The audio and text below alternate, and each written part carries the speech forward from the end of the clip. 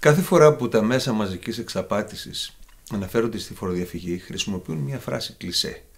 Αυτοί που κλέβουν το κράτος. Πρόκειται για ακριβώς το αντίθετο. Τα χρήματα δεν είναι του κράτους, είναι του πολίτη. Και το κράτος ληστεύει τον πολίτη, διότι παίρνει από τον πολίτη τον ιδρώτα του χωρίς να του προσφέρει τίποτε και χωρίς να τον ρωτήσει. Επομένως, η φοροδιαφυγή είναι μια άμυνα απέναντι στη ληστεία του κράτους. Παράνομη μεν, αλλά δικαιολογημένη, δεδομένου ότι η φοροδιαφυγή εξασφαλίζει την κυκλοφορία σαν bypass σε μια οικονομία η οποία έχει θρομβωθεί λόγω της υπερφορολόγησης. Είναι γνωστό ότι όταν οι φορολογικοί συντελεστές αυξάνονται, αυτό δημιουργεί ροπή προς φοροδιαφυγή, γιατί συμφέρει να φοροδιαφύγεις. Δηλαδή, ακόμα και να φας ένα πρόστιμο, μπορείς να το πληρώσεις και αυτά που θα έχεις κερδίσει θα είναι περισσότερα.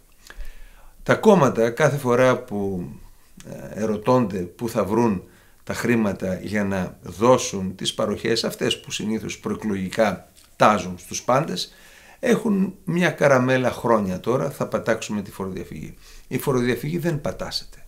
Δηλαδή δεν μπορείς με κατασταλτικούς μηχανισμούς να δεις τι κάνω εγώ στο σπίτι μου εάν πληρώνω τον υδραυλικό, το δάσκαλο του παιδιού μου ή τον γιατρό με μαύρα ή κόβω απόδειξη. Και κανένας δεν είναι τόσο ηλίθιος ώστε να πληρώσει περισσότερα και αυτός και ο επαγγελματίας ο οποίος του προσφέρει μια υπηρεσία για να έχει το κράτος να διορίζει διαχρονικούς καρανίκες. Η φοροδιαφυγή εξαφανίζεται με έναν μόνο τρόπο. Εάν καταστεί ασύμφορη, δηλαδή αν έχεις κίνητρο να ζητάς αποδείξεις από τα πάντα. Πώς μπορεί να γίνει αυτό? Εάν εφαρμοστεί η πρόταση της δημιουργίας για ένα απλό φορολογικό σύστημα στο οποίο θα αναγνωρίζονται και θα εκπίπτουν από το φορολογητέο εισόδημα όλα σου τα έξοδα, όλα μα όλα, και σε φυσικά και νομικά πρόσωπα. Προτείνουμε 12% γραμμικό φόρο, flat tax, χωρίς κλίμακες, ΦΠΑ 15% και 9% στα είδη πρώτης ανάγκης. Εάν λοιπόν όλα τα έξοδά σου αναγνωρίζονται και εκπίπτουν από το φορολογητέο εισόδημα, θα έχεις κίνητρο να ζητάς αποδείξεις από τους πάντες.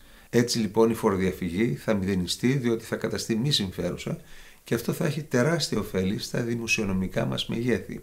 Ας πούμε, το ΑΕΠ από 178 δις που είναι φέτος θα εκτιναχθεί στα 250 περίπου, γιατί εκεί υπολογίζεται, 70 δις και πάνω υπολογίζεται ότι είναι ο τζίρος της μαύρης οικονομίας.